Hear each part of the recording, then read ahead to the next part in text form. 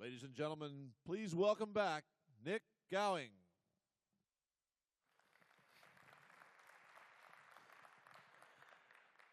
Even if you think you've come to a plenary hall, you have, but it's actually, this is a workshop. And obviously we're running very late for quite extraordinary reasons before lunch, and there are a lot of people having lunch. But if you can imagine you're in a much smaller room, and we're going to be a little more conversational, and we're going to be a little more intimate. So imagine that, and then you'll get into the mindset of what we're going to do for the next couple of hours, which is to examine what the President very, very forcefully put on the agenda for us, very neatly. We don't need to go into the detail of what he said, but he said some quite extraordinary things about commitments to power, not in 36 months, but in 18 months, and the number of contracts. And that's exactly what we need to speak about this morning. We've got a series of panelists here. We've also got sitting among you experts on investment opportunities and success stories. So what they are going to do is tell you their stories of their organizations, their corporates, and how that has worked, and also where the new opportunities are. And up on the platform, we have panelists. I'm going to ask them to introduce themselves in a moment, who can add new insight. This is in cooperation with both Lazard and McKinsey. I'm going to ask Amedeo in a moment to take over, to give a briefing from the McKinsey point of view. But there's going to be a kind of strict timing here so that we can get as much information to you in as efficient a time as possible. But Amedeo, why don't I just ask, before we hear from the Minister, why don't I just ask the panelists to introduce themselves? Happy to do so. My name is Markus Tacke. Just raise the microphone, Markus, can you? Thank you. Okay, happy to do so. My name is Markus Tacke. I'm responsible for wind and renewables in Siemens. I'm looking forward for a fruitful discussion. I have background in oil and gas and in general power generation, so my overall background is power generation. Very much looking forward for this discussion. Yeah, I'm Sofiane bin Tounes. I'm leading the GE business for the region of Northeast Africa, including Tunisia, Libya, Egypt, and South Sudan. My name is Seti Gabriel. I cover the Middle East and North Africa for Alstom Group. My name is Geyer. I'm responsible at Abengoa for solar power plants in Africa and Europe. My name is Shugang, President of Dongfang Electric Corporation from China, the only company His Excellency President Seti visited in China during his official visit. Thank you. Thank you. Yeah, my name is Ahmed. I'm the President and CEO of Sewedy Electric, one of the companies working in the region in the electricity. Thank you. Right, now we're going to hear from the Minister in a few minutes, who has to leave after about an hour because we're running so late. But before that, my colleague Amedeo is going to take over from Amedeo Ludoviccio from McKinsey to give us a briefing, but also take over some of the running of this as well. Amedeo, the floor is yours. Thank you, Nick. So, good afternoon, Your Excellencies, ladies and gentlemen. Thank you for making it after a quick lunch and after an important speech before us. What I'm going to do in the next 5 to 10 minutes is actually to give you a little bit of a context in which you can set this discussion today. And the context is about the power sector globally and the role of the Middle East and Egypt in it. So I'm going to be brief because I think the rich discussion comes later. And hopefully these are data that actually will help you put into perspective what we're going to discuss today. I'm going to leave you in the next 10 minutes with 4 important messages. And actually, quite frankly, this chart is the important chart. And I have the rest is just backups and data that we can go through it if needed. And these are 4 important messages that actually highlight the importance of what we're going to discuss today. At the global level, the first important message is that the power sector, like many other sectors, is actually shifting from west to east. And when we're talking about east, the Middle East in particular actually plays a very important role in that shift. I'll show you some numbers later, but while the emerging markets used to be 1/3 of the power generation capacity 10 years ago, today already account for half. And the growth rate is 2 to 3 times what the growth rates in developed markets are. So that's the first thing to keep in mind. most of the future actually in power is in the Middle East, is in the emerging markets in countries like Egypt. The second point is that what it used to be a much more traditional generation sources, all the countries, irrespective of whether you are a hydrocarbon resource holder or non-hydrocarbon resource holder, you're actually diversifying your energy mix for different reasons, for energy security reasons, for economic reasons, for strategic reasons. But this is very, very important. Even the traditional countries in the Gulf, for example, that it used to be mainly hydrocarbon, mostly gas-fired power plants, today they're actually significantly diversifying in other sources of alternative energy, including renewables. Just to give you a sense, the next 10 years, you're going to see 3 times the amount of renewable capacity that was added in the last 10 years being added in the next 10 years. And 3 times the rate of that increase in capacity sits in countries like in the Middle East and in emerging markets. So lots of renewables, lots of alternative energy, a lot of it actually in emerging markets. The third point is that given this massive capacity, this comes with massive investments. And the numbers you hear around, and, give and take, around $750 billion a year on average are going to be spent in this industry globally. $750 billion a year. So when you look at that amount of investment, then capital efficiency has to be of primary concern, because a lot of this investment is done by countries that are developing, that are emerging, for whom funds and capital matters a lot. So capital efficiency is an important focus of this industry going forward. And the other side of that is that many of these countries would actually be interested in attracting investments to be able to finance and to be able to run many of these power plants. And therefore, creating the right environment to actually attract these investments is very, very important. And a lot of the discussion we're going to have today here is about how do we create this environment. So these are the 4 messages. I'm going to go quickly through a few charts just to give you some data, but this is actually what it all boils down to. So if you look at here, the countries that in the right-hand side have either blue or gray growth rates are actually countries that are in the so-called emerging markets. And the 5 countries below, regions below, are actually developed markets. If you look at it, you don't have to do the numbers. The bottom 5 used to account for 2/3. Now it would only account by half. And the growth rates, especially in areas like the Middle East, India, and China, are just 2 to 3, 4 times higher than the growth rates you expect in emerging markets that will grow 0 to 1% a year. So that's where the growth is. The point about diversification is an example. Several countries you can have low hydrocarbon reserves, high hydrocarbon reserves. The reality is that actually everybody's diversifying for different reasons, energy efficiency sometimes, for strategic reasons, for economic reasons, and even the countries that used to be undiversified are actually diversifying, like the ones in the Gulf. And there's an economic rationale behind this as well, and a lot of it is actually driven by the capacity additions in renewables. And again, the next 10 years, you're going to see almost three times the additions that you actually had in the last 10 years.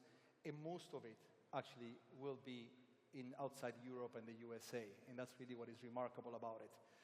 And this has been done also because there is, in many cases, economic rationale. I mean, this is an example of what happened in Dubai a few months ago. You actually have now today some solar bids in some countries, like in the case of Dubai, that where you actually get cost per kilowatt hour that are actually close to parity. So this actually is one of the things that is driving behind this, although some of the diversification also is driven by security of energy concerns or strategic concerns. The same happens in nuclear. Lots of the nuclear capacity that is being added in the world is actually outside North America and Western Europe. A lot of it in China, but not only in China, also in regions like this one, like in the Middle East, and some of them actually are being planned also for Egypt. Investments that are going to be massive. I mean, you cannot add this much capacity without massive investment. It's not only in generation, it's actually across the value chain. It's around transmission and distribution. By some accounts, an average of $720 billion a year for the next 20 years are going to be invested in this sector. I mean, almost 70 billion are going to be invested in this country, according to the announcements, in the next 5 to 7 years. These are staggering numbers. And this is investment going into countries that actually are not necessarily capital rich. and therefore the whole idea of capital efficiency, how do we make sure that these investments are efficiently deployed is very important. This investment is also because some of the new technologies are very capital intensive. The fixed cost actually is the majority of the average cost of the energy, and therefore being efficient in how you put the investment is very important in terms of you being profitable long term. This is another shift driven by the diversification of energy resources. There are many ways of attracting private players. I mean, IPPs is one of them, but there are many ways, and certainly Egypt has announced many of these innovative ways. But to make this successful, you have to make sure that the allocation of risk and how you actually structure these contracts and how stable the regulatory environment is super critical. And I'm sure you'll have a lot of questions around that in the next few minutes. Now, this is my last slide. If I'm going to actually leave behind a so what from these 4 trends, I would like to leave behind these 4 so whats. The first one is, given the massive investment, given the importance of this sector in countries like Egypt, having a clear power sector strategic roadmap is paramount. People are putting large sums of capital into a sector. This is actually long-term capital, and this is capital that once you put it in, actually determines your profitability going forward. So having clarity on that strategy is very important. Second, there's going to be a lot of integration issues, not only at the strategic level, but also the technical level. These are all sources of generation of power that are different in terms of how they run, their peaks, their patterns. So the integration is very important, also operationally. Third, again, you want to reemphasize this point again, making the best out of how you invest that capital is super important. I think capital efficiency is probably the most important driver in the power sector for the next 20 years, globally, and especially in regions like in the Middle East. And the last point is that all these assets are going to be invested. There's going to be a lot of foreign investment, but ultimately it's going to be run by countries and people in the country. So actually the human capital of it, especially when you talk about new technologies, is very important. And many of these countries actually will rely on foreign players that actually are going to invest and foreign investors to actually build this human capital.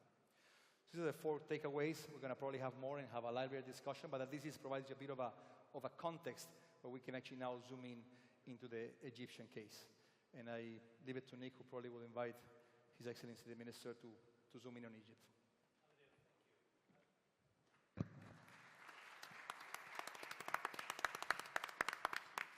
Amadeo, thank you for setting that context, particularly for the challenges, not just here in Egypt, but elsewhere. Let's now hear from the Minister himself, Mohamed, who is Minister of Electricity and Energy. And I wonder how much you may have had to slightly redefine what you were going to say based on what the President revealed about an hour ago.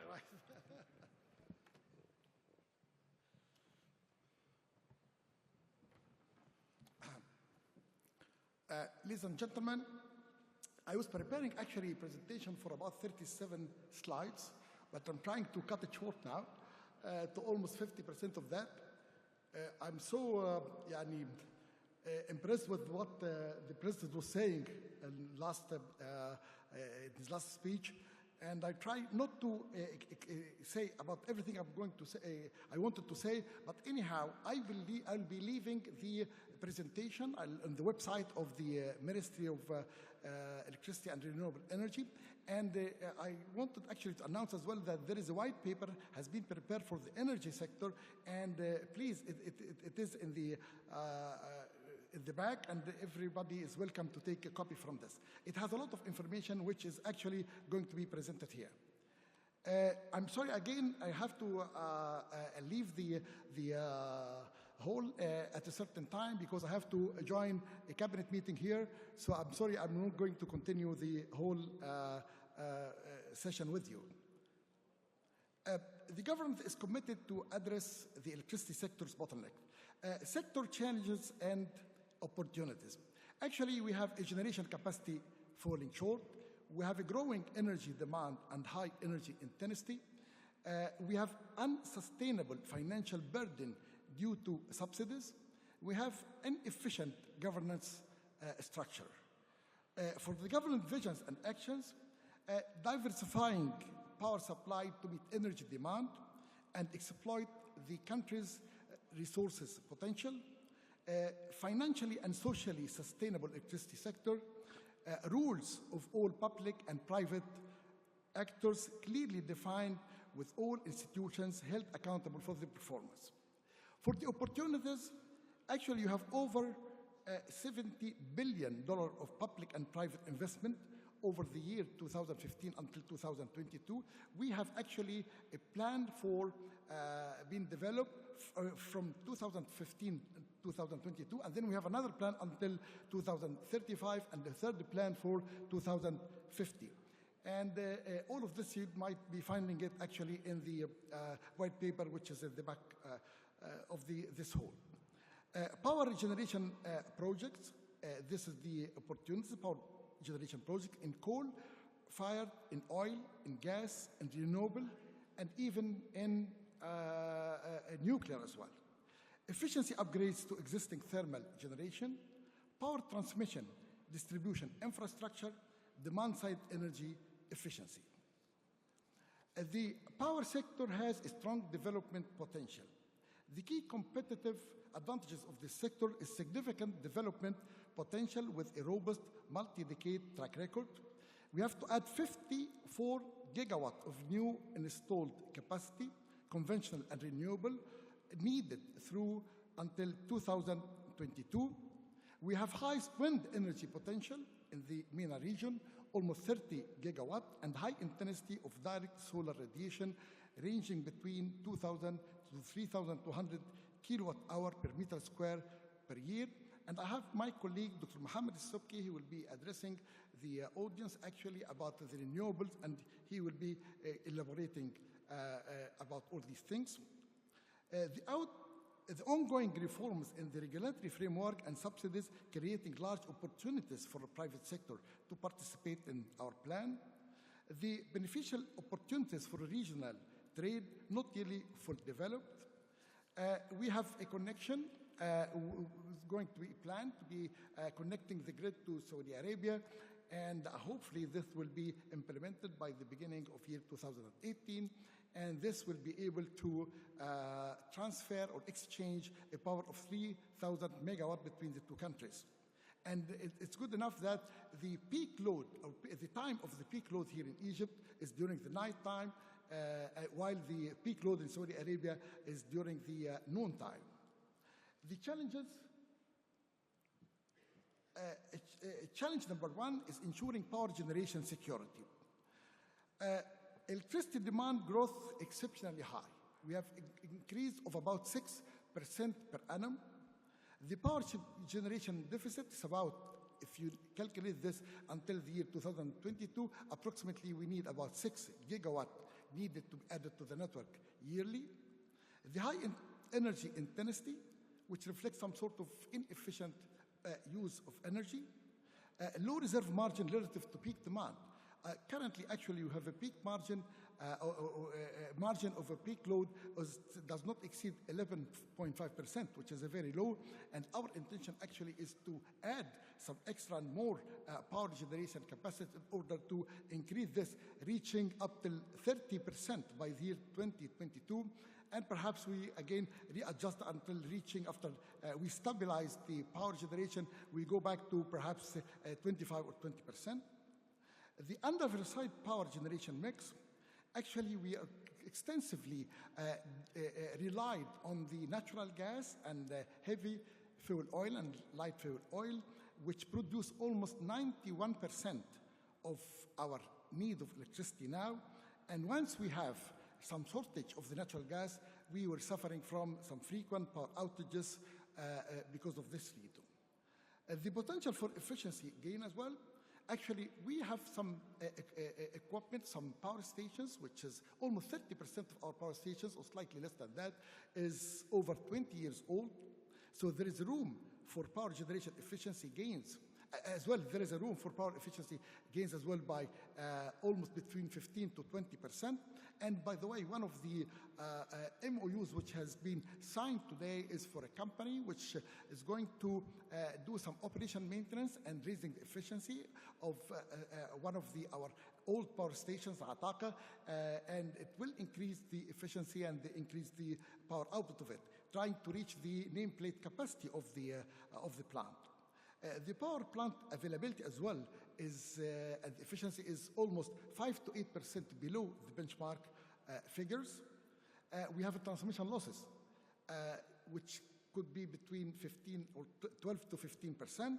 This actually, two types of losses is the technical losses plus the commercial losses. Commercial losses, I mean, it's the theft of the electricity. And then a limited integration to regional energy markets as well. And I said, actually, we are trying to strengthen this by the connection to Saudi Arabia. Actually, this gives you the load curve and the peak values during the years up till the year 2022. It shows actually the increase in the load and the different energy mix for different years. But if you can compare between 2014 and 2022, as you can see from 2014, we have almost 90.5% of the energy generated from natural gas and heavy and light fuel oil, while we are trying actually to reduce this to be reaching not more than 75% approximately for both the natural gas and the heavy and light fuel oils, and increasing, of course, the wind and solar, and of course the introduction of the clean coal-fired power stations. And this is actually, it's a change happening now in the energy mix in Egypt. For the financial sustainability, we have a chronic underpricing of the electricity input until actually we started last year on July 2014, we started to introduce a reform in the cost of electricity tariff, and we put this on a 5-year plan, and it has been already published. The 5-year is known for everybody now, what will happen this year and next year and so on, and hopefully by the 5th year, there will be no subsidies whatsoever. There will be some cross-subsidies between the rich and poor, but still there will be no subsidies from the budget of the country. We have significant percentage of subsidy does not reach the target as well. I mean, many of the subsidies goes to the rich who they don't need it. So we are trying to reform this, as I said, by the reducing the subsidies until to be completely eliminated in 5 years' time. The circular debt. The Ministry of Finance is falling behind on subsidy payments to the holding company of the Electricity Authority. Other public entities also fail to pay for the power. Lots of government buildings do not pay the consumption for the electricity. And by the way, we are not paying as well the money which should be paid for the Ministry of Petroleum to cover the cost of fuel. EEHC, this is the holding company, current financial situation is affected by the increasing pressure on its revenues and cash flow, rising operation and investment costs, and the inefficient social safety net, lack of effective redistribution mechanism. Just to give you the one shown on the right-hand side of the screen here, it shows you the evolution of the electricity subsidies over the next 5 years in billion of Egyptian pounds. With reform, you find actually without reform, the subsidies would have been this year 38 billion Egyptian pounds. This year now it's only 27. The years after that, 41, 43, and so on. Now you can see it for the table is 27, 20, 13, 4, and 0. So in the year 18, 19, there will be no subsidies. But still, I'm saying that still there will be a cross subsidies between the rich and poor people in the country. This might be reaching almost 9 billion Egyptian pounds on the 5th year. The challenges, the challenge number 3 is the improved institutional framework to unleash the sector's potential. It's a lack of wholesale competition for electricity, absence of independent transmission companies with third-party access. By the way, we actually produced a new law for electricity. It's, I was targeting actually that this should be signed by the president before this conference, but it so happened that they give the privilege for the law of investment law, so it will be signed in a couple of days' time, and it will actually open the market for a competitive electricity market beside the regulated market, as I'm going to show you on the other slides as well. Strengthen the electricity regulator in terms of licensing, designing tariff, and by the way, the tariff which has been developed for the next 5 years, although the law was not there at that time, but I insisted that the organization is going to do this, is the Egypt era. It's the one responsible, it's the regulator, and it actually is coming from the regulator. It has been calculated and designed by the regulator here of electricity in Egypt. And there is no clear institutional champion for the energy efficiency. Energy efficiency, we have in many places inefficient use of energy, and one of our main objectives as well as the future is to tackle this subject both for household and for the industry as well. Corporate governance. SOEs do not have a sufficient commercial orientation and the scope to increase financial transparency and public accountability. The complex procedures for private sector, multiple institutional windows, lack of standardized processes and contracts for IPPs. Let me show you a slide which shows the challenge number 3, the improved institutional framework to unleash the sector's potential part. The structure here, as you can see to the right-hand side, you find the structure of the regulated market, which is we are in it now, but we are actually introducing the competitive market concept, and this is going to be actually part of the new electricity law, and it's going to start. I mean, we're going to put the detailed information about this law within 6 months from now, and it will be open for our private sector to generate electricity, to use the network, and then to sell it even to the direct consumer of the electricity. Government vision and actions. The government action plan is based on 3 main pillars: the security of energy, the sustainability, and the governance. I might talk a little bit about the security. Perhaps I will skip the others because of the time. But again, as I said, all the presentation and the white paper will be available to you. Security, we have to diversify the energy supply that can really can be reliable to meet the energy demands for a growing economy and takes full advantage of the domestic energy sources. Sustainability, an energy sector that is both financially and socially sustainable, one financially self-sustaining with a clear incentive for private investment, and secondly, preserves affordability for the household and competitiveness of the business. It's very important that even after we put this reform for the electricity tariff, actually we did not exceed for the poor that the expenditure for electricity bill should not exceed 1.6% of the monthly expenditure for the family. Governance, rules of the public and private actors clearly defined and mutually complementary, and all institutions held accountable for the performance. The areas of action here is shown is the security, sustainability, and governance. As I said, boost energy supply, diversify energy supply, and improve energy efficiency. Sustainability addresses historic debts, reform energy subsidies. We've done this now, mitigate social impacts. And the governance, enhance energy sector functions, modernize sector governance, and strengthen corporate governance, and promote private sector investment. Energy security.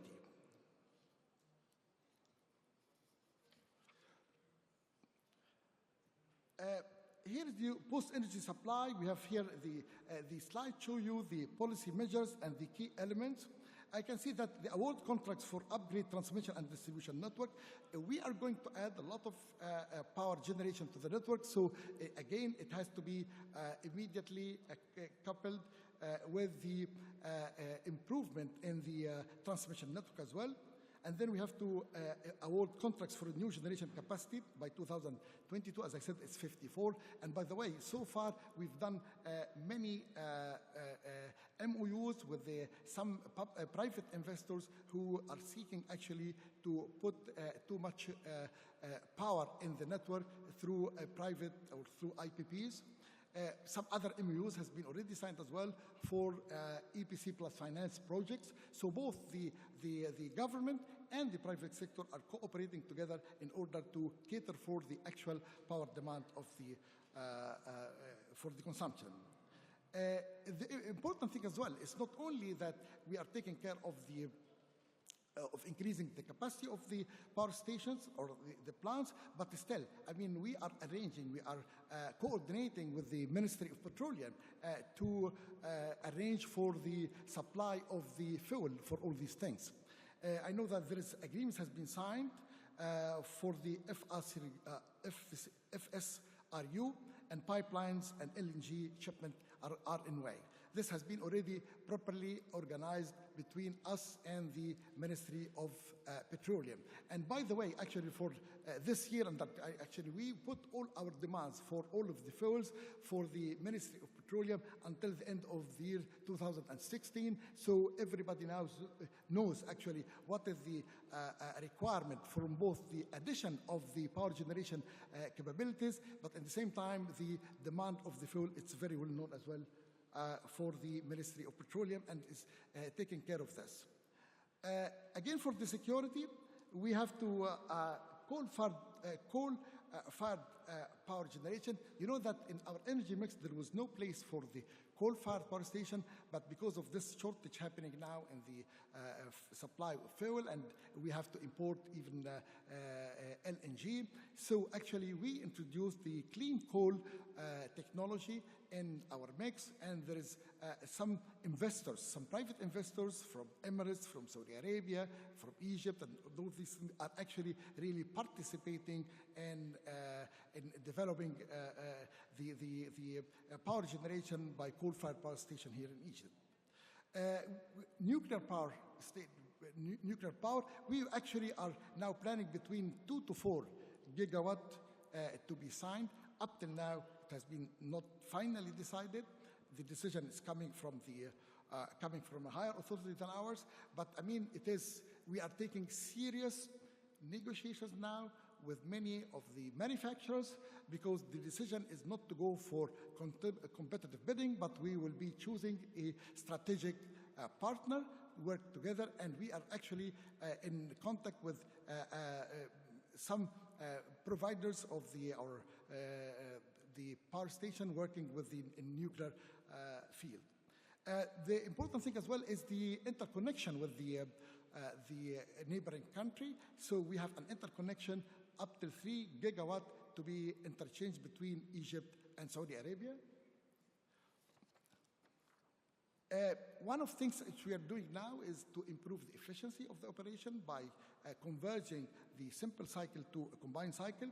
Again, we are doing some serious work in order to reduce the losses in the network, in the transmission network.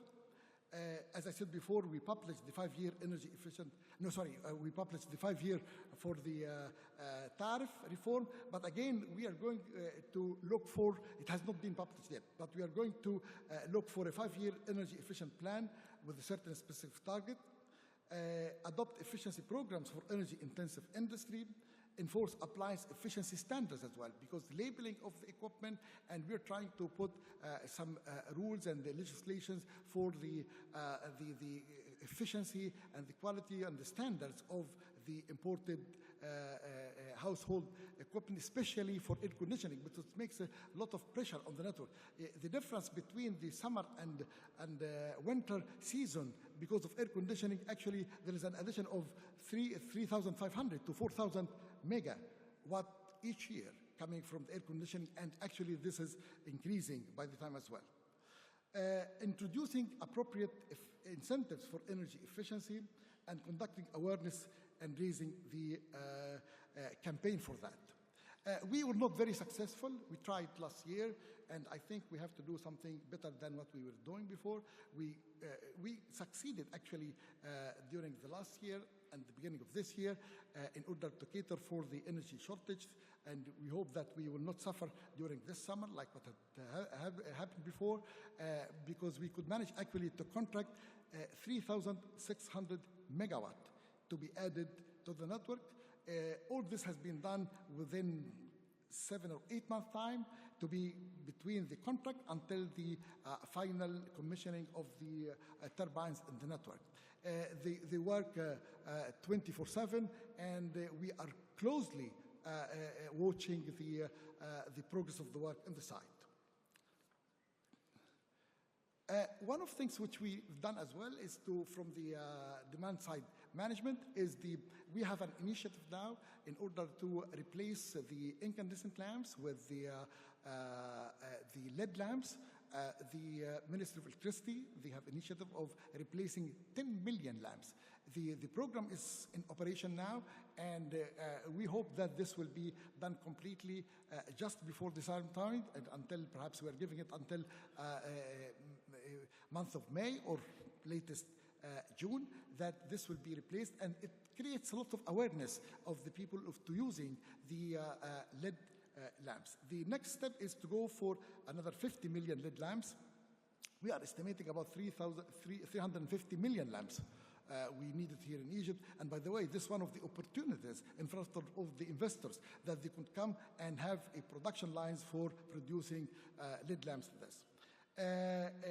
One of the things as well is the smart meters. One of the things which we are doing is that we are going towards the smart grids and smart meters for the low voltage distribution.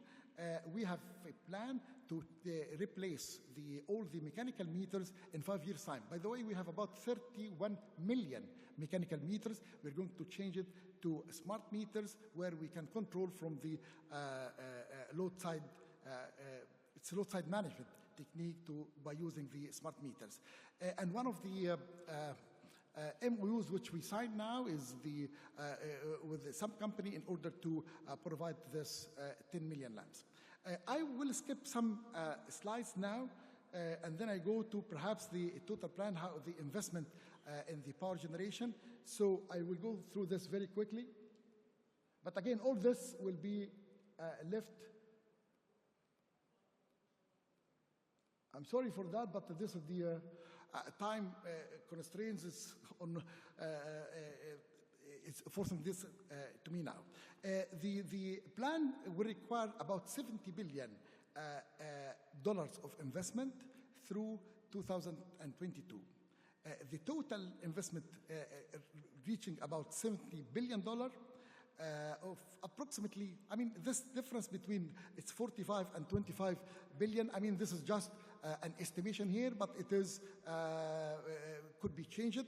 Just to give you an idea about the opportunities available in this, that the 54 gigawatt of the power generation, it will be actually 12 gigawatt for the combined cycle, about 5 gigawatt for the steam turbines, 1.4 gigawatt for the simple cycle for peak load, 11 gigawatt for the wind, 9 gigawatt for solar, 13 gigawatt for coal-fired power stations, and 2.1 gigawatt of one of the projects which using pumping and storage.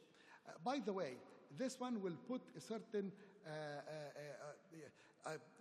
chance for the investment in the transmission lines and transmission network, whether lines or transformer substation and distribution as well. Just to give you an idea about the expected investment in this, which is, again, it's open for the manufacturing, doing manufacturing facilities for all these things. For the extra high voltage substation and high voltage substation, we are estimating for the 7 years about 68 gigawatt of the capacity. For high voltage transmission lines, we are estimating about 35,000 kilometers of high voltage transmission lines. Again, this gives an opportunity for the investment in the manufacturing of these things. For the distribution, our transformer substations or distribution transformers, it's about 85 gigawatt, and for the transmission line and cables, it's about 90,000 kilometers of this, which means actually that there is a lot of opportunities for investment in this field. I think I would like to finish my presentation now. This is not the complete one, but as I said before, it will be available for you, and I think I have to stop now here and we'll go for the next part of the program. Thank you.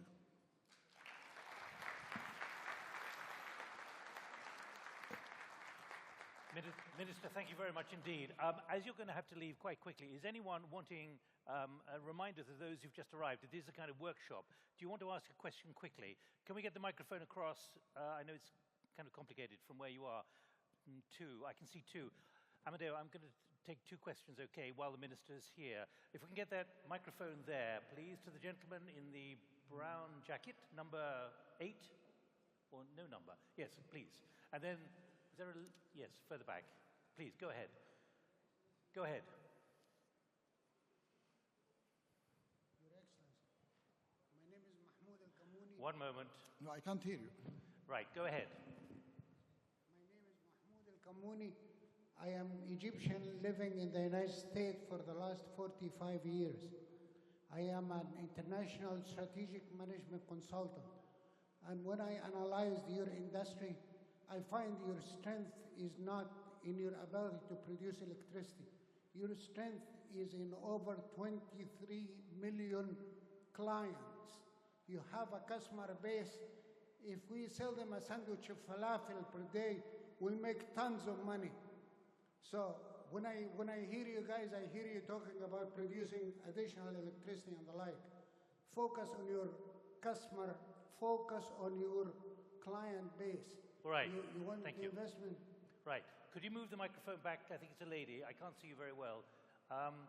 Could you just log that, Minister, and we'll get another question as well. Could you speak quite slowly? It's quite difficult to hear your voice. I can't hear easily because the mic, the loudspeakers are in this direction. So I know, it's quite difficult. Could you possibly speak slowly? I will speak slowly. Thank you. Hello, sir. I have a startup in biomass, renewable energy, and I didn't see it mentioned any time. And I would like also to ask about the tariff for biomass, if it's going to be released at any time soon. Right, biomass. Biomass is part of our program as well. I'm sorry because I didn't have full time. I think Dr. Mohamed is the chairman of the Renewable Energy Authority. He can talk about this now. We are trying to develop now feed-in tariff for the biomass, and I think it will be coming soon. We are doing this in cooperation with the Ministry of Environment as well. Right, and the other question there, I hope you'll be able to hear the gist of it, the gentleman there. I didn't catch the, yes, all right. I didn't understand the question, to be honest. It's about, I didn't hear it right. About your clients, the power clients. Do you want to ask it again quickly, if you can? Please. 1 moment. Customers. Yeah. The question is? What is the question? Yes, please. This is the most interesting investment opportunity is your customers, yes, not your ability to produce electricity. Right. The biggest investment opportunity is your customers. I don't understand this, to be honest with you. I mean, can you elaborate this for me? I will schedule time and come and talk to you personally. Okay, all right. I'll do it. Grab him on the way out to his cabinet meeting, if you can. Right. For all of you who've just arrived, maybe from lunch or whatever, this is a workshop. It's running pretty late, as you can imagine. So my job is to make sure we keep to some kind of time schedule. Now we're going to move on to success stories, and we've got 3 to share with you. And I've asked each of the speakers, and there are 3 of them, to be limited. In other words, 3 minutes, if possible, please, because we've got to really zip through. You can see the number of people who are going to speak. And Frank Tacke, can you come up, please? And Minister, thank you very much indeed. Thank you.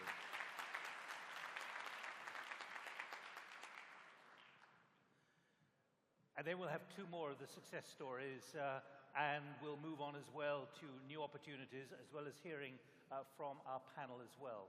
Frank, the floor is yours. Thank you very much. My name is Frank Donicky from Al Naways Investments.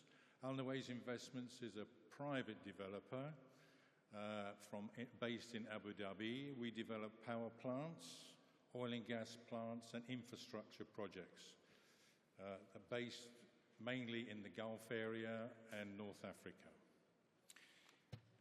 Let me just put this up. Sorry. 3 minutes and going.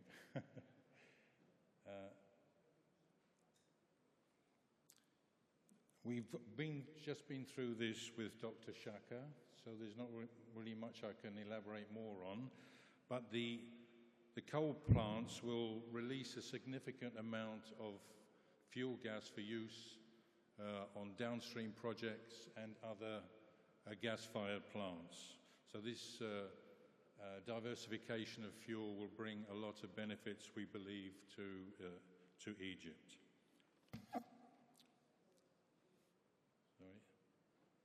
Sorry.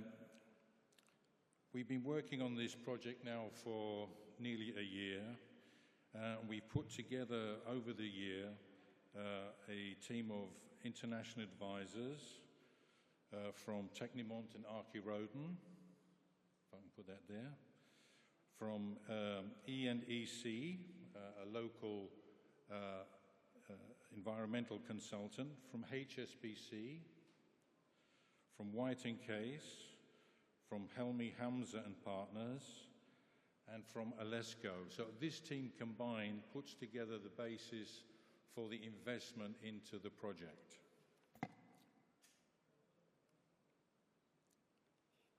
Let me just get this. Sorry, it takes a while.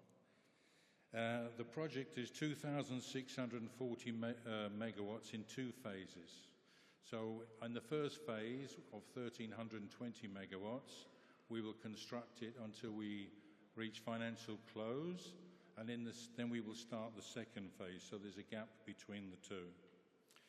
The technology that we use will be ultra supercritical to provide maximum efficiency, lowest CO2 emissions, and lower stack emissions. We have also included in the project a shared facilities. This shared facilities combines the requirements, the infrastructure, for 3 different coal-fired plants. So it can be expanded quite readily.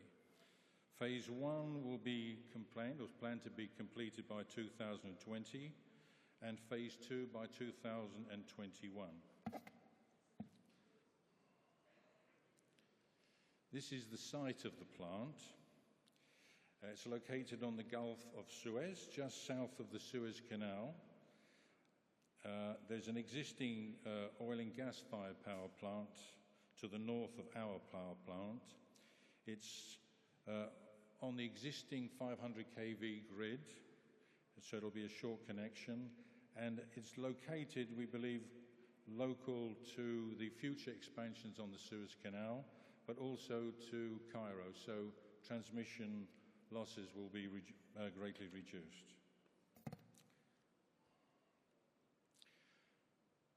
Sorry.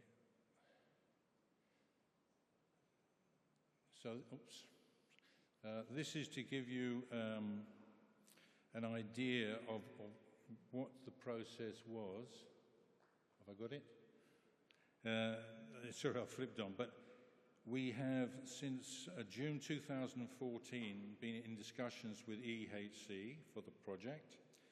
We've completed a concept study, which was the basis of the plant development, the coal-fired side of things, the coal storage, the ash side of the project, and the coal delivery. In September 2014, based upon that, we signed an MOU with EEDC, and then we went into a feasibility study following that.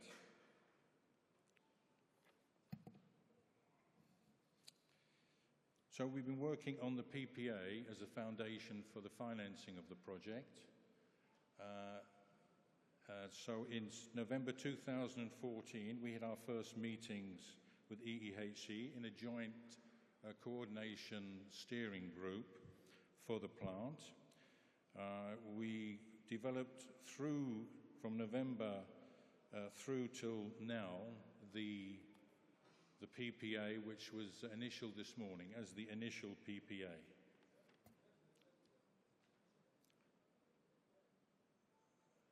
Now, I just want to emphasize Al Nawai's intention on the project. Mr. Al Nawais has been working here on projects for over 28 years, so he's fully confident and knows Egypt and how Egypt works very well. So we're confident of the system that's been developed, the leadership that is in place, and our commitment to Egypt and the power generation sector. So we're working with EEHC and MOEE, towards a successful completion on the project. And we believe that we will do so. We have a lot of interest from other parties in equity and from Japan, from Korea, from China, and from the West, some interested parties as well. So we believe that this will be a successful project. Thank you. Frank, thank you very much indeed. Let's move on now to Benchmark and Italgen. Let's have 3 minutes from you, if we may, Ahmed, and also Giuseppe Di Beni, who's Managing Director of Italgen. And I've got to emphasize that time is marching on, so please be disciplined. Okay, it's almost 300 megawatt per minute then. Okay, this is our power plant, Benchmark Power. It's a 2,300 megawatt combined cycle, and it's gas-fired. This project has been actually developed by Benchmark as the lead developer, and we are an Egyptian company working in 3 African countries, developing power plants. And our project here in Egypt is probably the most advanced. We have been developing this project since 2009. I don't want to scare you, but we had a lull period following the tendering of the project in 2011. And then we had to wait for things to stabilize on the expectation that it will come back, and we were quite certain that it will come back. As you have all witnessed it today, from the presentation, particularly on the president's side and the determination of his government to make it happen. So we moved on to signing the MOU with the EEHC, the holding company. This was last November, and then we went on to signing our PPA today. The location of our power plant is at the very tip of the delta, as you see it on the map, just on the coast of the Mediterranean, 70 kilometers east of Alexandria. And it is a quite advantageous site in terms of actually all the facilities that a typical power plant of that magnitude would need, in terms of the road network, the waterfront, the interconnection to the grid, power grid, as well as the gas grid. The project, as I have indicated, is on 2 phases. Each phase is 1,150 megawatt, and they are 2 modules identical. the infrastructure will be is being put in place for the 2 modules so that we have the advantage of the size. Then the timing that we are targeting is 22 months from COD to deliver on the yearly power. 10 months later, we will deliver the full power of the plant. This is the range of the typical development process that any project would have to go through.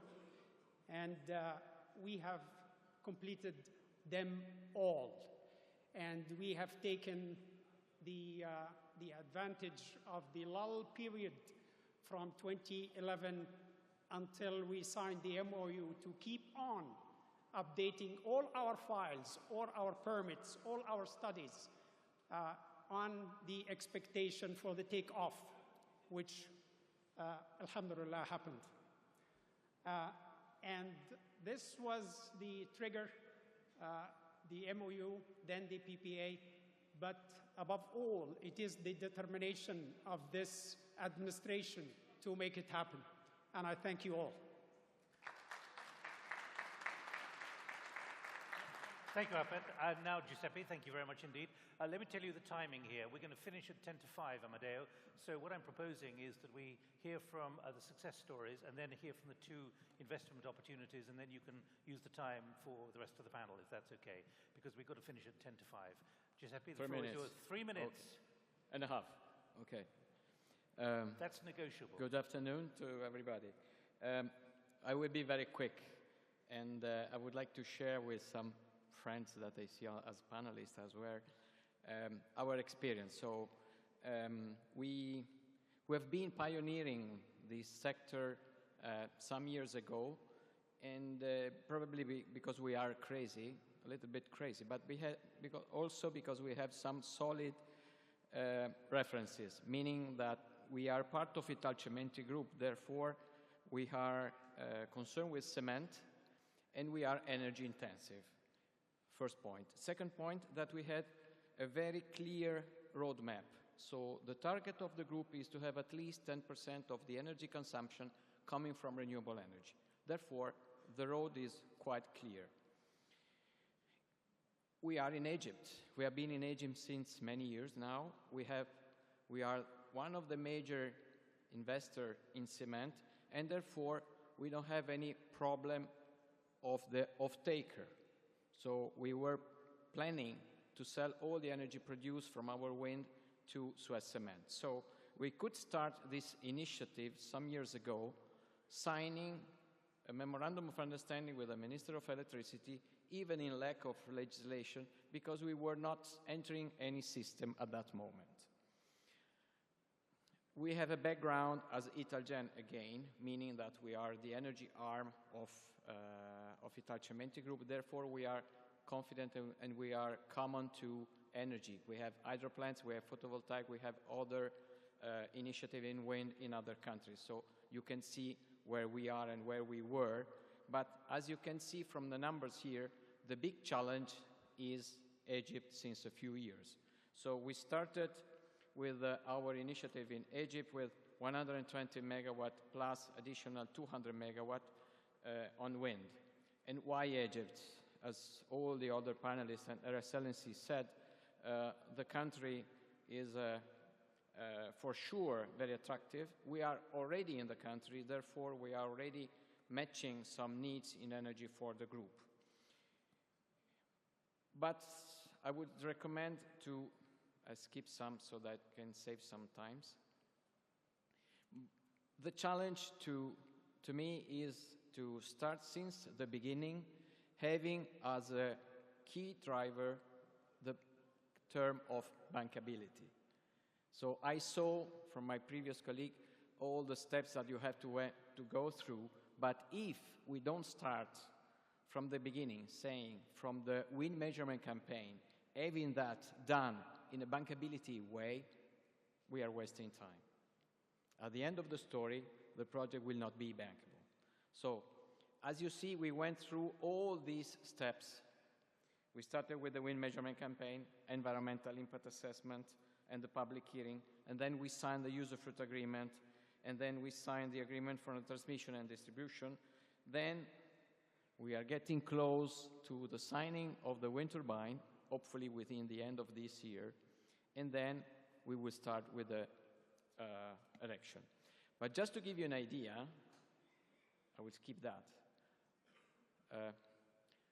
Don't get mad with that, but what I would like to show you is all the permits that we had to go through and to complete in order to have, again, as I said, this project bankable. But what is relevant is that we started in November 2007 and we ended in November 2014 with the site opening, so for civil work. It means 7 years. I remember that yesterday Minister Salman was speaking about 7 months. We took 7 years. Okay, so that is a recommendation for the next investor. But again, let's do that in a very bankable way, as I said, from the wind measurement campaign to the environmental impact assessment that is very, very relevant, even from the financial side. So if everything is not done properly, you will have a lot of problem at the end of the game. And as I told you, we spent almost 1 year just for the environmental impact assessment related to the bird issue. That is a very relevant issue.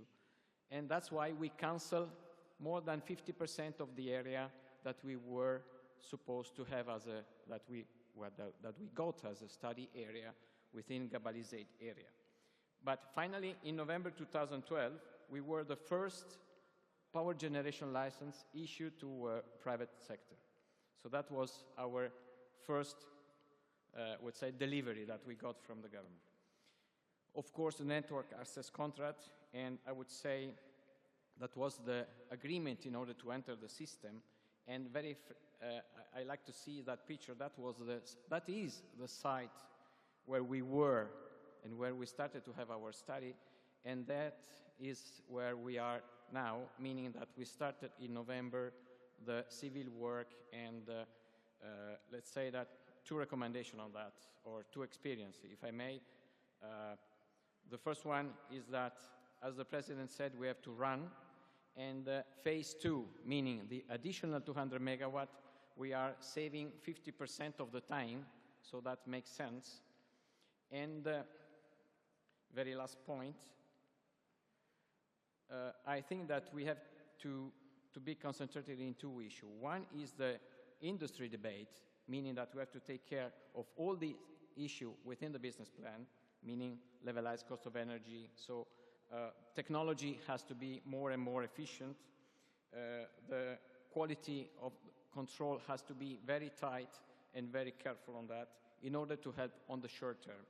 On the other side, the stakeholder debates.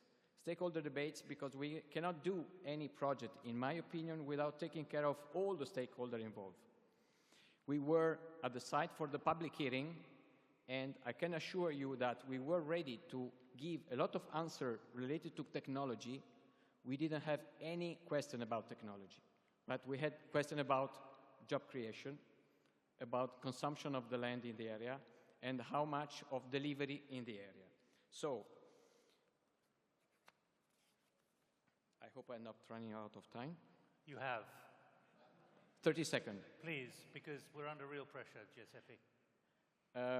Why this is relevant to me. And this project, I hope, will help other investors following our strategy. Means that we are fitting perfectly with the government. We are, I hope, giving some proposal to create a hub for renewable energy in the area, and very happy to hear that we had a MOU signed on this regard. And for sure, again, bankability is my very, very last recommendation, but I would say at this stage is the most relevant one. Thank you very much.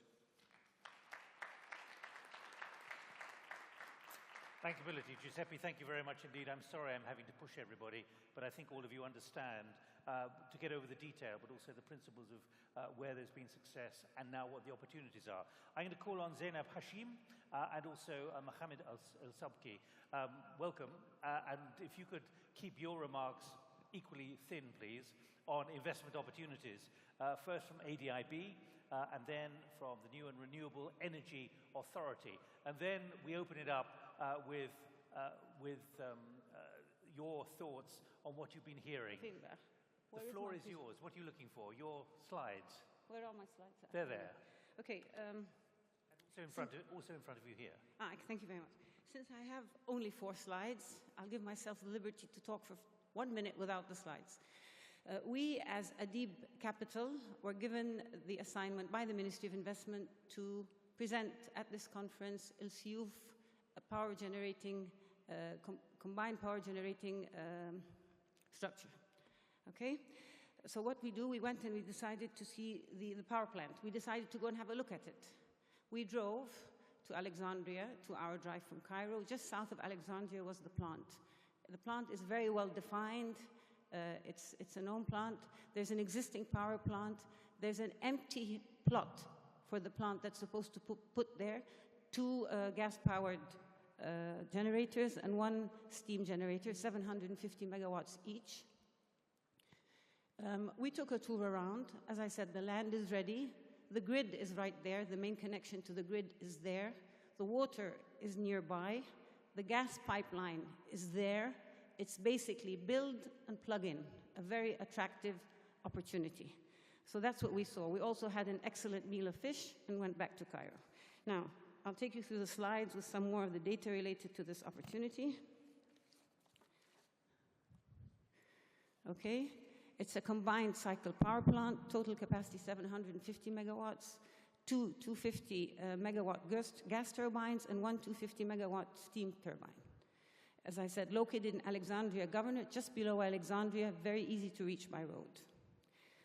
And I said this again, the water, the fuel, the ease of connection, it's all there. And it's right near the grid, we saw it. The objective, to meet the increasing electricity demand and raise the efficiency of the power generating system of Egypt. You've heard a lot about this all afternoon. The investment cost was, till this morning I'd say, the foreign component, $456 million, the local component, 1.4 billion Egyptian pounds. We all saw this morning what happens to the costs. Okay, combined cycle 750 megawatt. The one important thing on this slide, it's EPC plus financing, i.e. you build it, you arrange the financing, you hand it over with your profit, and the debt is paid by the EEDC, and it's guaranteed by the government. Okay, why do it? Why would the investor be interested? It's a vital industry, we all know that, we've heard this all afternoon. Demand growth around 6 to 7% every year. The infrastructure is totally ready. And you will have a very experienced team there. We were shown around by engineers, they understand what they're doing. And it has the support of the Egyptian government and the Ministry of Electricity, obviously. Okay, now, we thought we were going to present this as a success story because there are already bidders for this project. However, we've decided to give other bidders an opportunity, and here are the new dates, if you will. You can express an interest by the 19th of this month. That takes us to another week, roughly. The tendering process by the 29th, and the final investment decision by the 29th. I think, yeah, if you're interested, you've still got a chance to enter. Thank you very much. And you've caught up on time, I think.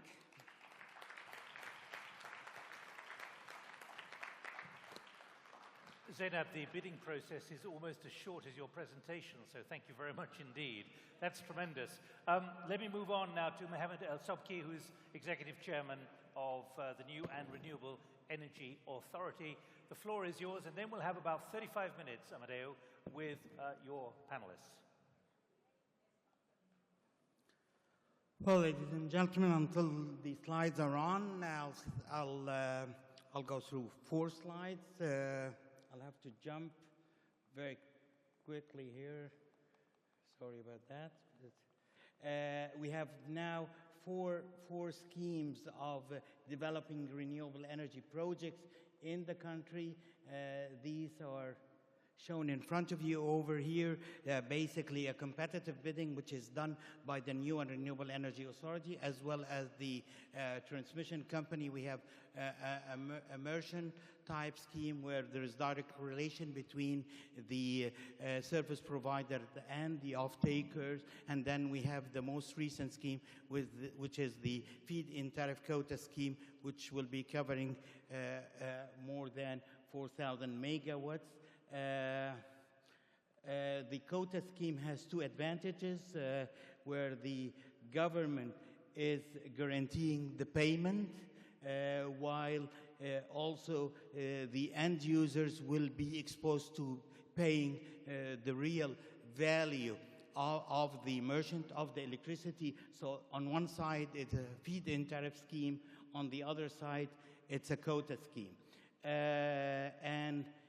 Basically, we're moving here to a more liberal market in the electricity. Here is the sort of short-term, up to 3 years, the intended capacity is exceeding the 7,000 megawatts. We're speaking about $10,000 million size of investment, and these are between the 4 schemes, the competitive bidding, the BOO, and the IPP, and the FIT scheme. Here, just to show you the potential, the further potential, we do have land for projects assigned for renewable energy projects. For the solar type projects, we're speaking about over 50 gigawatts of land for solar projects, and land for wind projects over 30 gigawatt plants. So, and these plants, as the previous presenters, the New and Renewable Energy Authority have assessed, obtained the permits for using them for renewable energy projects. That takes care of my presentation. I just want to say a last statement. 4,000 years ago, our ancestors did cherish the suns, and we still do that, and we're looking for your participation in all these type projects. Thank you very much. I wanted just to comment on the biomass thing. We're working on the biomass thing. We're working on a feed tariff for it. Our estimate is that the biomass and biofuel will cover about more than 3% of our electricity needs at the domestic level. Thank you very much. Thank you very much indeed. And you've had now a rich series of presentations in headline terms, really, but showing the direction of travel. Amadeo, one question. I would like you to ask through Amadeo, if that's all right, because Amadeo is now going to take over. Dr. Tacke has to leave from Siemens at 4:30 for a flight schedule. So bear that in mind during the discussion, if you could, Amadeo. Sure. The floor is yours, and you've got till 10 to 5. Sure. You hear me? Yeah. Before we entertain the question, we actually wanted to welcome the panel and start a series of questions with the panel. So we're going to have time for your question as well. But let me start with my own question, given that I'm the moderator. I have that privilege to actually start first. Markus, Sofiane, Seti, Michael, Wen, Ahmed, you all heard, lots of enthusiasm before the session. You heard His Excellency talking about the projects. You also heard several success stories. How attractive is this from a perspective of a foreign investor in this sector? What do you make out of all of this? Ahmed? As an attraction for the investors in Egypt, for the renewables, or general? In general. I mean, you heard lots of opportunities. You have lots of growth, lots of big plans. Yes. How attractive, and what do you make out of this? Yes, of course, as an investor, our company was one of the investors in the region, the electricity. The things which happened in the last year in Egypt, and the problem of the energy last year, also in the summer, this really is a weak point for the industry and for the jobs and for the creation of jobs. And I believe the most important for the country is to create jobs and for people to live better living. And this is what happened for the revolution, that people is willing to have better living. I believe this really is an opportunity, not a weakness, because We need around 25 to 30,000 megawatt for the next, let's say, 5 to 7 years. And there's a big potential. Egypt is one of the best for the wind on the Red Sea. Gabriel and Zafrana is really one of the best. And the cost of even the wind, production of wind, can be almost on the same level of the production of the conventional. So this is really opportunity for the investors. The same thing for the solar. We have huge land and the sun. So also for the solar, it's one of the best places to invest for the solar. And for the conventional energy, I believe even for the coal, this is really excellent opportunity. But we need just a good fee tariff for the coal and for the convention to be able to invest. But of course, we cannot find better place to invest than Egypt in this sense. Thank you. Very good. So here, lots of excitement. So this looks attractive. Obviously, we're waiting for the tariffs. Is this shared by the rest of the panelists? Any other perspectives? Please, Markus. I'm happy to emphasize what has been said. I mean, it starts with the administration that creates an atmosphere of security, that creates a need for investment, that creates opportunity for investment. And then we need to look at what is the consumer wanting. And if you look at technology, and as one speaker made the comment, technology is not really the point. The consumer and what they pay and jobs that are created, this is the point that we need to look in order to create that momentum that has been started, I think, here. If you look at technology, it's gas and it's wind. That's the most affordable technologies today in the market. And Egypt has those resources. Egypt has ideal wind conditions, class 1 wind regimes. That's ideal conditions, so that's certainly an investment to go for, and Egypt has gas. So both technologies provide the lowest cost of electricity to the consumers in the end. So this is, I think, something we support, we see very positive, and that's why we also committed ourselves to build our own value chain, to build our factories here in Egypt, to support this market as we see it as a great opportunity. Security is established, and if you listen to the Minister of Electricity, what is really looking for? Security, sustainability, and governance. These are the elements he has worked on. These are the elements we follow. And we will not get sustainability if we don't get the supply chain on the ground, if we don't support also the communities where these wind parks are being built. We had this discussion. So all this is supported. It's a great opportunity, and we are in. Very good. Very good. Please, Sofiane. It's really impressive what we saw and heard this week. GE, we have been in the country for now more than 40 years, and we are always, we keep getting impressed of Egypt, and we love Egypt. And what we heard today from the minister is that, in terms of security, we know that Egypt, is decided to diversify its sources of energy. Then we know that there's issues with gas, and the governments are thinking to use the other sources that they are there. They were always there, which is the solar, the wind, the coal. We see it as tremendous opportunities for us. It's a 92 million, market, a self-sustained market. We know these 92 million people in Egypt, they need to go to school, they need TVs, they need hospitals. Then the demand for the energy is there, then it will continue getting up and up. And now, we as GE,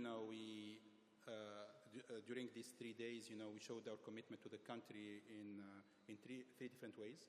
The first way was by announcing our commitment to Egypt by being part of the emergency plan, where we committed to deliver a huge amount of electricity in 5 months, putting 46 gas turbines on the grid in this short period of time.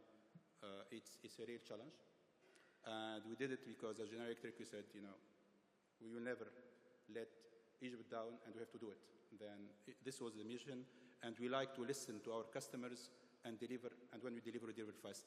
The second one, and it goes with what it's coming with these different sources of energies, it's nice and important that we diversify, but we need to think also to research and development. Then we know by experience that we do have excellent engineers and knowledge in Egypt, excellent universities, and our role is to team up with these bodies and develop a local technology for the country. And that's why the second announcement we did, it was around developing a multidisciplinary center here in the Suez Canal, where we'll be working with the Egyptians to find the right solutions for the market. And it's an investment that is around 1.5 billion of Egyptian pounds. and that will be implemented in the coming, this year, and it goes for the next 2-3 years, with a potential job creation of 500 jobs. Then the third commitment, it was also toward the MOUs that we signed on energy efficiency. Then, and the minister also, he spoke about that, is that not only we have to think to new power plants, but we need to think how to work on increasing the efficiency of the existing power plants. Then as you can see, all this are huge, big opportunities. Then we are in a big country with a very nice geographical positions. We saw in this week the commitment of the government to the development of the country. We had all the government here. We had the President of the Republic here in person for the last 2-3 days. We saw the Friends of Egypt being here. We saw investment coming to the country.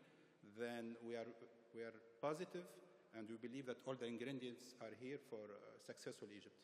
Thank you. Seti, you had a question. Yes. To your question on the investment, how attractive is it? I mean, Alstom is, we've been here less than 30 years in Egypt, and we're a provider of equipment and services. But to these investment opportunities, there's one thing that, two things I'd like to address. One thing is which Minister Shaker addressed before, is a regulatory framework. I mean, without the regulatory framework, nothing will close. We won't build anything. We won't start excavating. That's one. So you need to have investors comfortable with the environment they're in and be protected. And there are many issues, so we won't go into that. But the regulatory framework needs to be there to do financial close. Then secondly, in the case of BPI, you have a combined cycle plant. So you need to be sure that you can get fuel, also for the coal-fired plants. So fuel supply and the regulatory framework. With that is the most important. And I will put priorities on that for these investment opportunities. Then there are many other, the bigger part of Egypt is straight EPC procurement, and there are many multilaterals that I'm sure will finance and help Egypt. We have seen a strong support. But back to the investment opportunities, regulatory framework, as well as fuel supply. That means bankability. Thank you. Very good. Very good. So maybe those three commands from three developed countries, GE, Siemens, Alstom. And I come from China, Dongfang Electrical.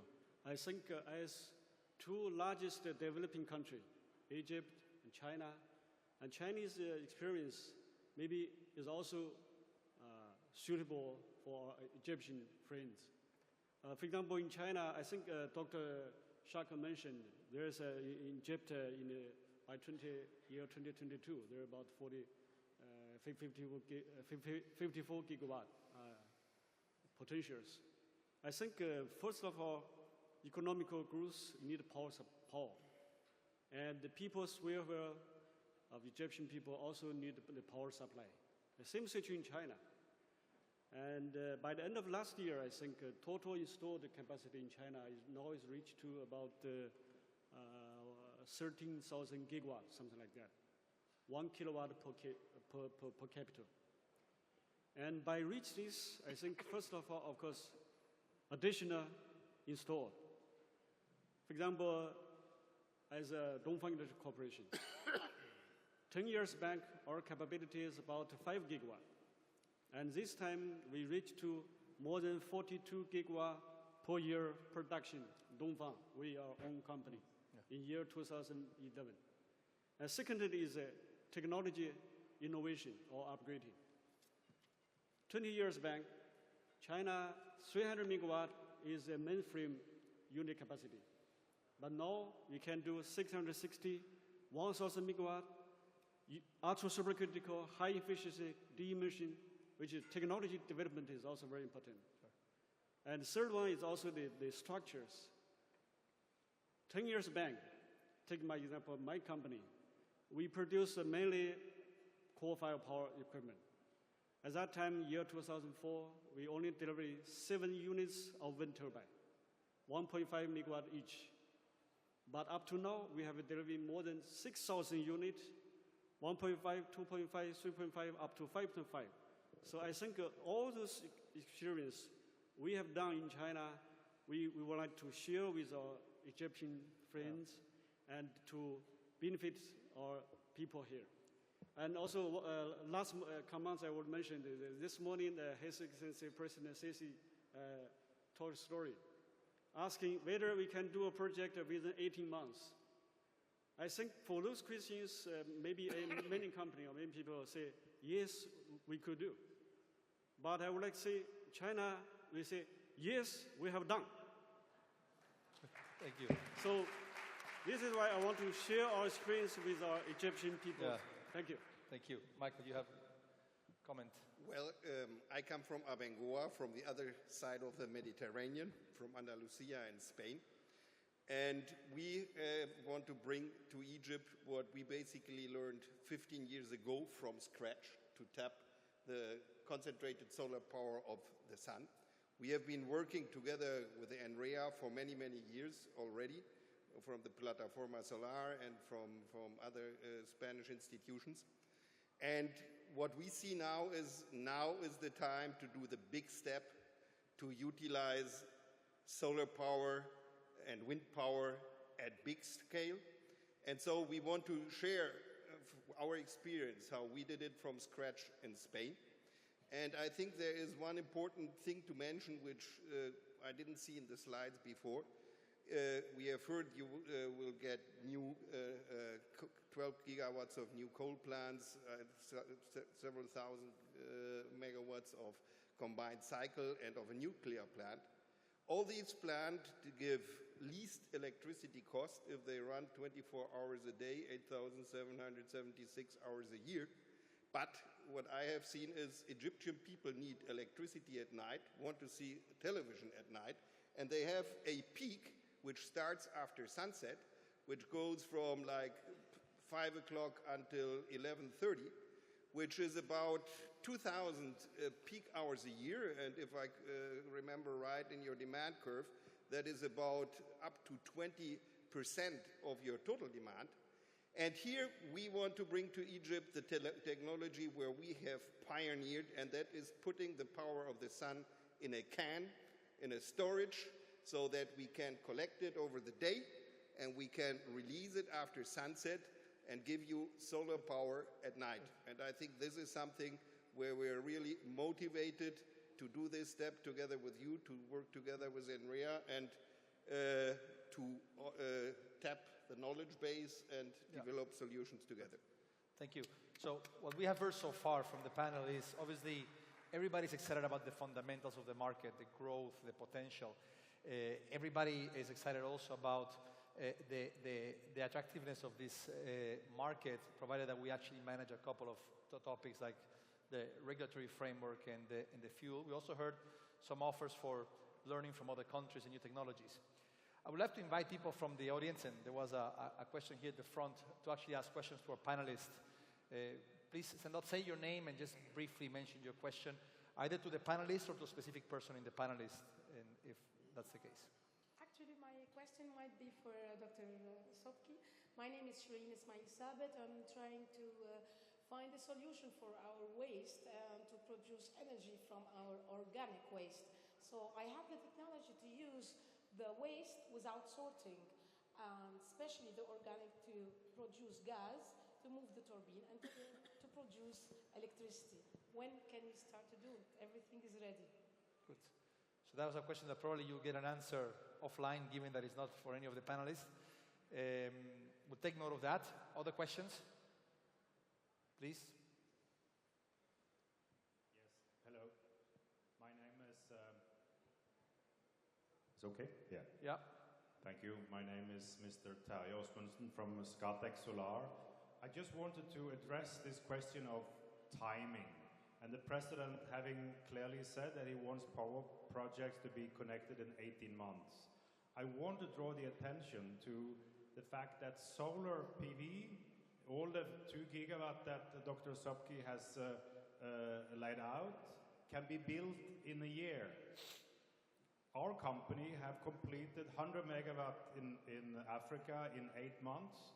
We are completing 70 megawatt in Honduras in 6 months. It is possible, when the PPA is ready, that all the solar power can be connected next year.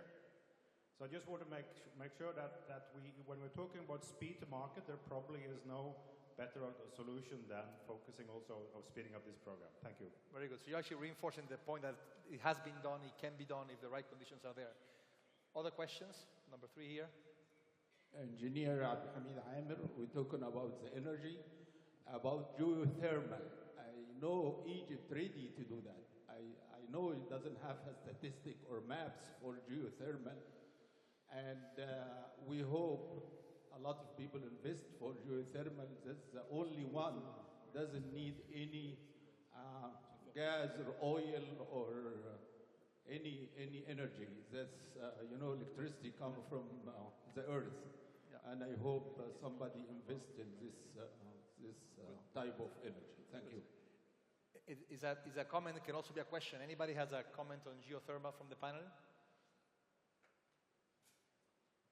Yes, there was a comment. Yes, number 1 in the back. Thank you. My name is Mohamed Sharif. I work for Logic Consulting. My question is for the conventional energy investors. What are you doing to mitigate the risk of gas supply for your plants? Thank you. Thank you very much. So there's a question around one of the risks that you mentioned, Seti. So what are you doing to actually mitigate the risk of gas supply, which is one of the things that you're probably concerned about? But you can answer, or whoever in the panel.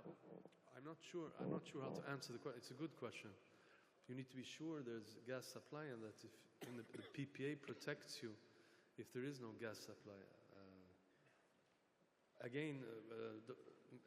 Minister Shaker said that we use I think there's about 70% of gas in Egypt is used for firing gas power plants. So there's a pressure on that. Now with the announcement yesterday of BP, Eni and BG, it looks like we're in the right direction to pull up some gas. But without a sure solution to the fuel supply, to mitigate it, you won't close the deal. Yes. You won't do a financial close. So our hearing is actually that's something you have to mitigate and actually pretty much fix before the contract, and that's part of the conversation and probably part of the questions and concerns that investors have. Other questions? I see number 1, number 4, number 3, I don't know. I mean, maybe number 4 over there, because we haven't seen questions from that side. Hi, thank you very much for offering me the opportunity to ask a question. My name is Wael Ziada from EFG Hermes. I actually have a question. I'm not sure it's going to be a short one. We've heard a lot of capacity coming in the next 5 years. A very simple question. Is anyone keeping the count? How many gigawatts coming in the next 5 years? And what is the split between the renewable and the traditional? That's the first part of the question. The second part of the question, between combined cycle and coal-fired power plant, how, of course, for the coal part, it's taken care of, but for the combined cycle and the regular ones, what is the additional gas supply in terms of BCM? We just need to understand the capacity. I understand no one knows where the gas is going to come from, but at least we need to understand the size. And I think the last part of my question would have to do about how do we envisage supplying the basic and the households? Because everyone keep on addressing the issue of people need to watch television, needs more electricity. Well, that's very well respected. But I think before television, you need to understand that people need to have their breakfast in Ramadan in a well-lit room. Thank you. Thank you. I guess your question is more about technical details of the capacity additions, the sources. I believe actually that's probably part of the presentation that His Excellency was going to make available. So I don't know whether any of the panelists have that data. Maybe, Seti, you probably have some. The numbers I've seen or I've heard are 12 gigawatts by 2017. I understand there's about 4 giga renewables talked about. So it would seem 20% of that. 20% is from renewables. And I think you'll get the numbers in the presentation of the Minister of Electricity. But we talk about 12.5 from coal, 2 to 4 gigawatt from nuclear, and 20% of the total energy will be coming from renewables. This is one thing. That's one. And the second question is about coal-fired plants with gas, or I didn't get the second. Then the gas, there is issues of gas now because, as you know, that the production got stopped during the revolution. Then there is fields that are supposed to come on production that they got delayed, And now with all the announcements we heard, from BP, BG, Apache, then we expect the production to come back. The reserves are there. Also, we had to go deep water to find the gas, and it's a little bit, it requires heavy investments to get the gas, but still there is some gas in Egypt. And I think that the Ministry of Electricity, they are taking the right decision on working on efficiency of the existing fleet, plus diversifying the sources of energy as part of their security. Now, we do agree, we may give some examples, require the needs of the people, but it goes beyond TV and television. It goes to healthcare, it goes to different kind of human needs. But we all agree here that for all the development that we see for Egypt and job creation, all this will not happen if there's no energy. Then energy will stay always the engine powering any development. Wait, I'm looking at time. We're going to get 2 more questions from the floor, and then I will have a final question. I mean, number 3 has been up for a while, and then probably number 2. Well, no, actually, number 4 was before. So number 3 and number 4. Come on, please. Hi, my name is Sami Nafati. I work for Sumitomo Mitsui Banking Corporation. My question is more about bankability. I'd like to draw everyone's attention that these projects are usually 80% financed by banks. So it is great to have a number of investors, and you do need a lot of them, the Americans, the Japanese, Chinese, Europeans, but you do need a lot of banks. Local, regional, international, ECAs, development institutions, you name it, you will have to throw at this big power problem. We have heard speeches and presentations about a number of technologies, big numbers, big ambitions. And I am as excited as anyone really to be here and to hear about this. But the question from EFG Hermes was really symptomatic, actually.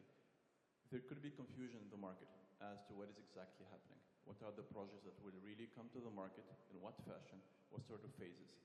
I think even local banks who are very close to the situation could choke on a lot of this information that is coming in quite an, I wouldn't say unorganized fashion, but quite an overwhelming fashion.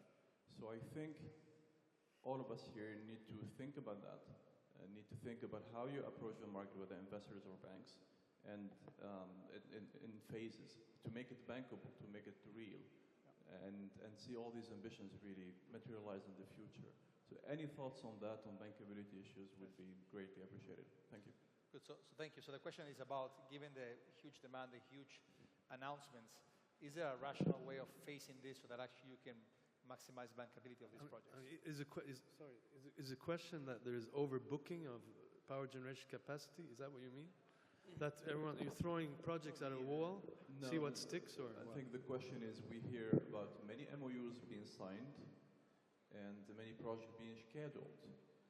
But what will come online first? And these big MOUs, they're staged. So what sort of phases and how these will approach the market? I think it's quite important that that is lined up in a very organized fashion. I fully agree. Timing is an issue. Yeah. On the financing side, yeah.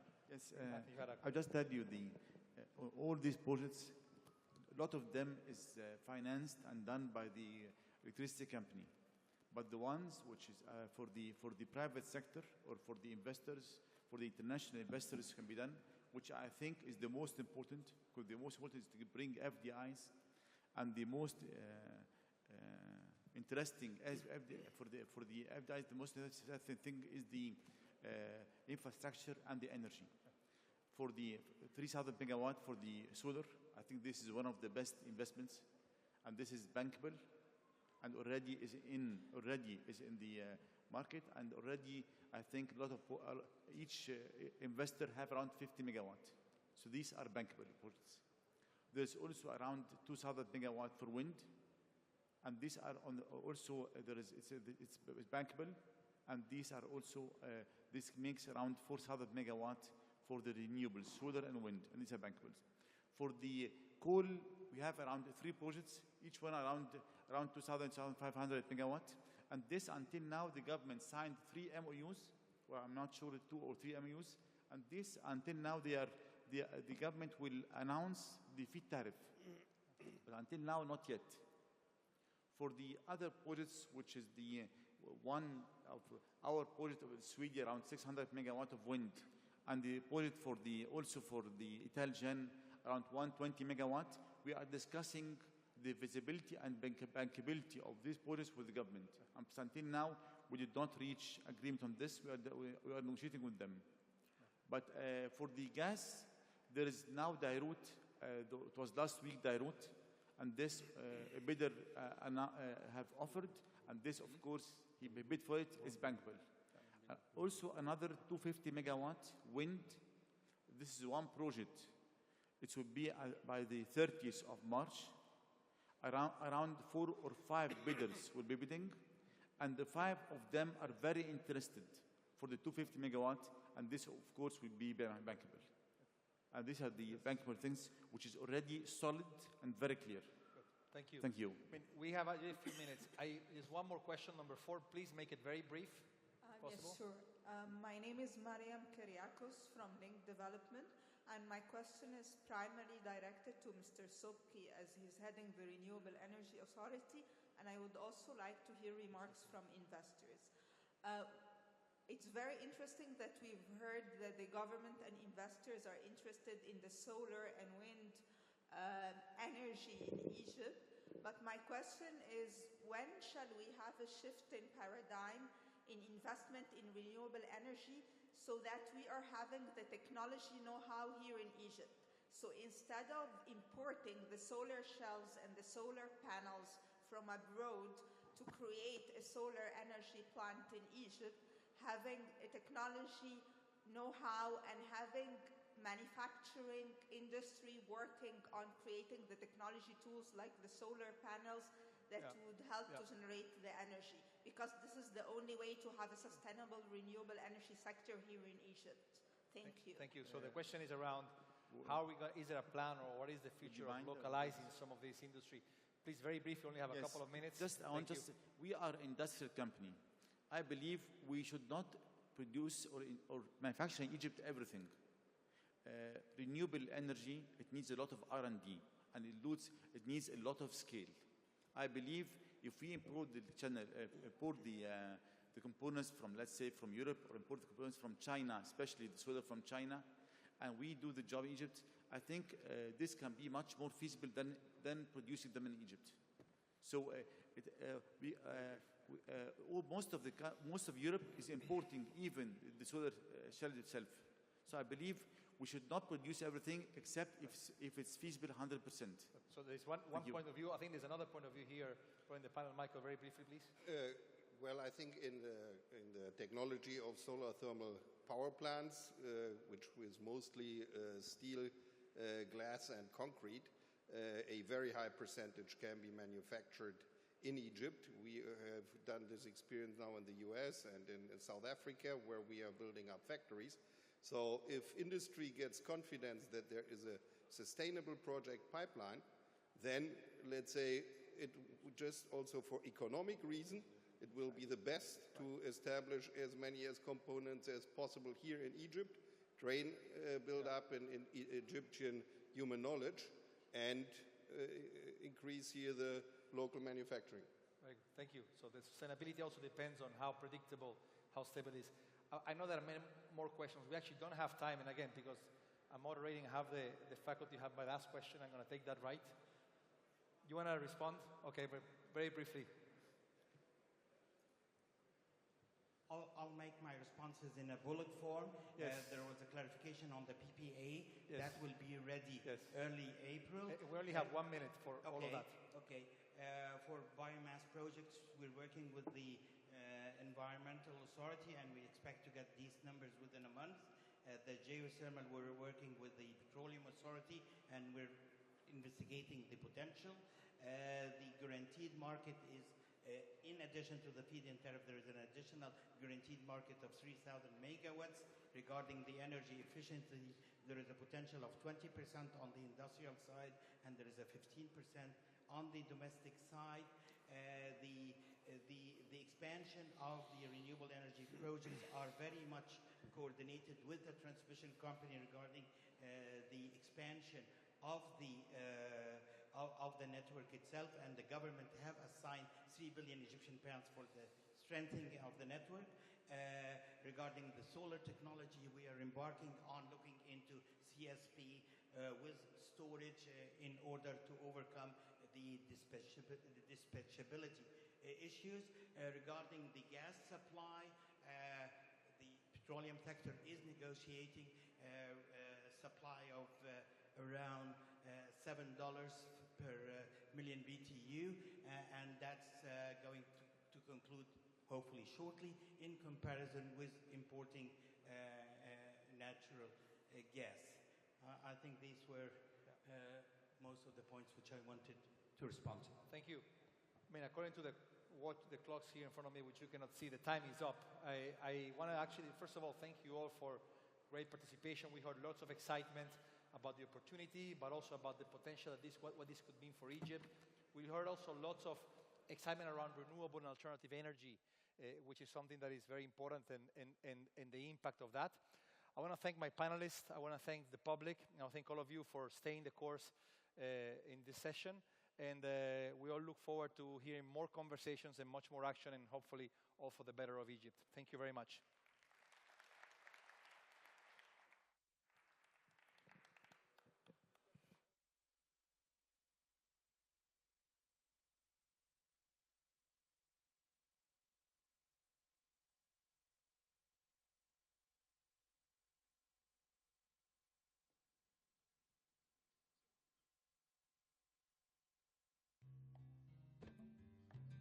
Ladies and gentlemen, our next session will begin promptly at 5 o'clock. Our next session will begin promptly at 5 o'clock. Thank you.